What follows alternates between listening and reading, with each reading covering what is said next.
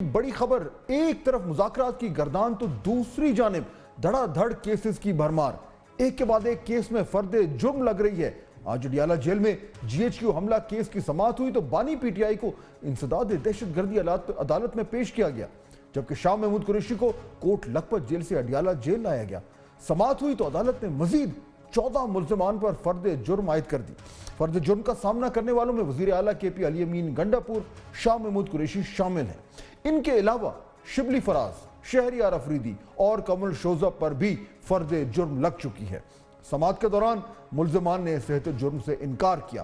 شیخ رشید، فواد چودھری، شبلی فراز سمیت 30 سے زائد ملزمان کمرہ عدالت میں موجود تھے۔ جی ایچ کیو حملہ کیس مجموعی طور پر 113 ملزمان پر فرد جرم عائد کی گئی ہے۔ عدالت نے مقدمے میں نامزد 6 ملزمان پر جو ہے وہ 21 دسمبر کو ان کو طلب کر لیا۔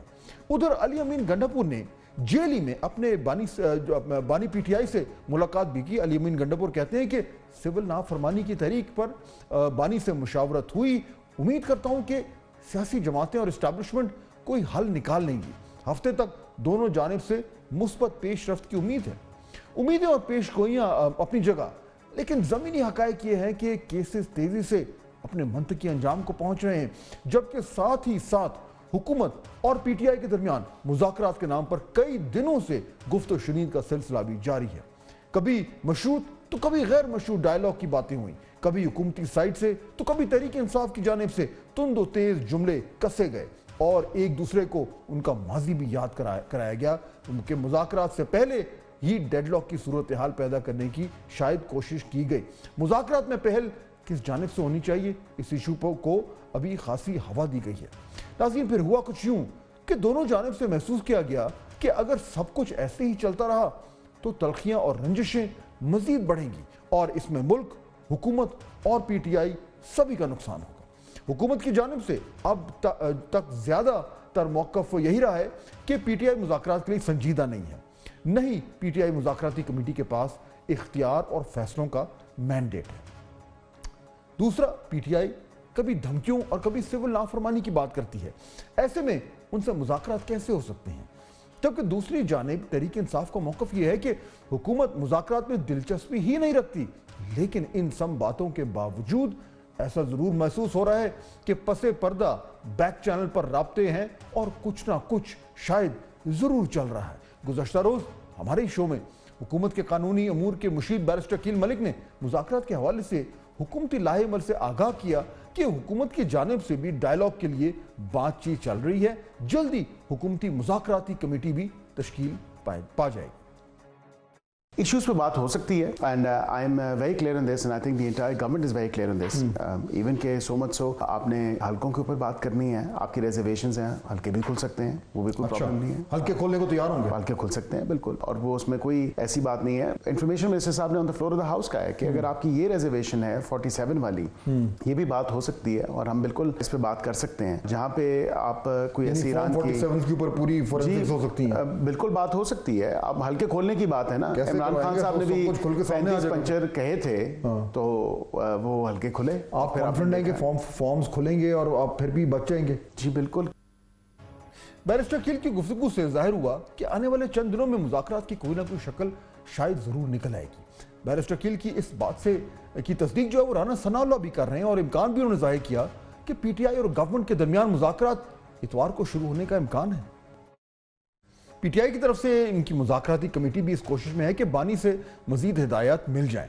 حکومت اور پی ٹی آئی کی جانب سے یہ سیاسی سرگرمیاں جو ہیں وہ بتا رہی ہیں کہ اب ایک سنجیدہ ڈائیلاگ کا دھندلا سا خاکہ بننا شروع ہو گیا ہے، مگر اس وقت ضرورت اس بات کی ہے کہ فریقین اس بات پہ اگری کریں کہ وہ مذاکرات کے اس ماحول کو کسی ڈیڈ لاک کی بھینٹ نہیں چڑھنے دیں گے۔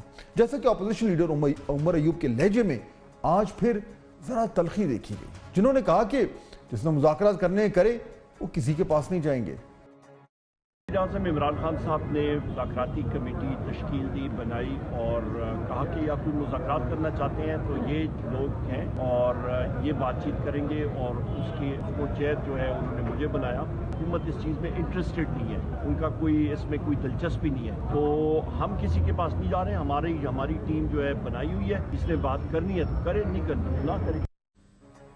عمر ایوب کی اس گفتگو کے بعد پی ٹی آئی کے سینیٹر شبلی فراز کی مذاکرات کے حوالے سے ٹاک بھی ذرا مختلف نہیں تھی. ان کا کہنا تھا کہ ان کے ساتھ زیادتی ہو رہی ہے, وہ مذاکرات کی بھیک نہیں مانگیں گے, حکومت خود مذاکرات میں پہل کرے. مذاکرات کی بات ہے تو جس طرح میں نے پہلے کہا, یہ حکومت سٹیپ پہلا لے گی. ہم بھیک نہیں مانگیں گے مذاکرات کی, کیونکہ ہمارے ساتھ, ہم سمجھتے ہیں ہمارے ساتھ زیادتی ہوئی ہے, زیادتی ہو رہی ہے. تو اس کو ایڈریس کرنے کے لیے حکومت نے, یہ حکومت کی انٹرسٹ میں ہے کہ ملک میں ایک وہ آئے تو ان کو مذاکرات کی فارملی پیشکش کرنی چاہیے. حکومت اور پی ٹی آئی میں ابھی رسمی مذاکرات بھی شروع نہیں ہوئے. اپوزیشن لیڈر عمر ایوب اور شبلی فراز کا اپنے الفاظ کے ذریعے احتجاج اپنی جگہ, مگر پھر بھی اس کا کوئی نہ کوئی حل تو نکالنا ہی ہوگا. مشیر اطلاعات کے پی بیرسٹر سیف نے آج اپنی جماعت پی ٹی آئی کو حکومت کو مذاکرات کے لیے آمادہ کے لیے ایک نئی تجویز دی. ان کا کہنا ہے کہ تحریک انصاف پارلیمنٹ کے اندر اور باہر اپوزیشن جماعتوں کو ایک پلیٹ فارم پر لائے, پھر دیکھیں حکومت مذاکرات پر کیسے آمادہ ہوتی ہے. اگر پی ٹی آئی کی جانب سے حکومت کو ہدف تنقید بنایا جا رہا ہے تو حکومتی سائٹ سے بھی وزراء اور ارکان پارلیمنٹ کی زبان میں مٹھاس کم نظر نہیں آ رہی. صبح وزیر اطلاعات عطا اللہ طاہر نے ایکس پر کہا کہ بانی پی ٹی آئی سول نافرمانی کی دشمنانہ خواہش پوری کر لیں, انہیں این آر او پھر بھی نہیں ملنا. جبکہ مسلم لیگ نون کے رکن قومی اسمبلی حنیف عباسی نے کہا کہ مذاکرات سے پہلے پی ٹی آئی والے اپنے کیے پر معافی مانگیں. نہیں, پہلی بات تو یہ ہے کہ یہ خوش کن باتیں ہم نے بھی بڑی کی ہوں گی اور کی ہیں اور کرتے رہے ہیں. پہلی بات تو یہ ہے کہ مذاکرات کن سے, ابھی تو میں نے ان کو بی ایل اے سے تشبیہ دی ہے, ابھی تو میں نے انہیں خوارج سے تشبیہ دی ہے, اور اس کا جسے کہتے ہیں سونے پہ سہاگا, یہ جتنے ٹویٹ آپ کو دکھائے, جتنے ویڈیوز میں نے آپ کے پوری قوم کے سامنے رکھی, کیا پاکستان کی سالمیت عزیز ہے کہ آپ نے گڈی گڈی لوڈو کھیلنا ہے کسی کے ساتھ؟ فریقین میں دونوں اطراف سے رویوں میں تبدیلی لانا شاید اشد ضروری ہے.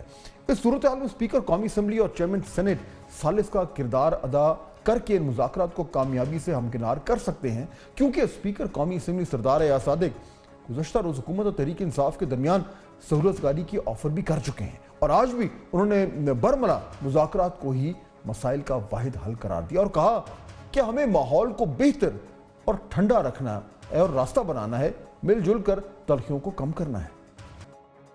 آئیں ہم مل جل کے ملک میں ہونے والی تلخیوں کو کم کرنے کی کوشش کریں. پارلیمنٹ کو ایشوز جو ہیں ہمارے ملک کے ان کو ڈسکس کرنے کے لیے کریں. ہم ایک دوسرے کو کوئی جونیئر سینئر نہ سمجھیں. میری نظر میں آپ لوگوں کی وہی حیثیت ہے جو ہماری, آپ بھی الیکٹڈ ممبران ہیں, اسی طرح نیشنل اسمبلی اور سینٹ کے بھی ممبران الیکٹڈ ہیں. ہماری یونٹی ایک میسج دے گی پورے قوم کو, امید کی کرن ایک دے گی کہ ہم مل جل کے بہتری لانا چاہتے ہیں.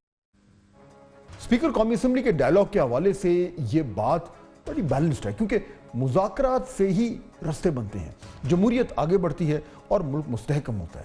اس ملک کی خاطر سب کو اپنی انا کی قربانی دینی ہوگی اور ایک سپیس بنانا ہوگی. اب جب کہ مذاکرات کا ماحول بنتا جا رہا ہے تو دیکھتے ہیں کہ حکومت تحریک انصاف کو کیا دے سکتی ہے اور تحریک انصاف اپنی ڈیمانڈز میں کیا کچھ جو ہے وہ چھوڑ سکتی ہے, یعنی درمیان کا راستہ کیسے نکل سکتا ہے. اور وہ راستہ تبھی نکلے گا جب دونوں سائڈ جو ہیں وہ کم از کم اس بات پہ اتفاق کریں گی, جس کو ہم ایک منیمم کامن ایجنڈا کہہ سکتے ہیں, کہ آ کے میز کے گرد بیٹھیں, اپنے اپنی جو مطالبات ہیں وہ سامنے رکھیں اور اس کے بعد گفت و شنید شروع کریں. کیونکہ بالآخر اگر اس طرح کے مذاکرات کو کامیاب ہونا ہے اور سیاستدانوں کے درمیان ہونا ہے تو ہر شخص اچھی طرح جانتا ہے کہ دونوں سائڈز کو کچھ نہ کچھ لچک دکھانی پڑے گی اور اپنی جو مطالبات ہیں ان سے تھوڑا سا پیچھے ہٹنا پڑے گا.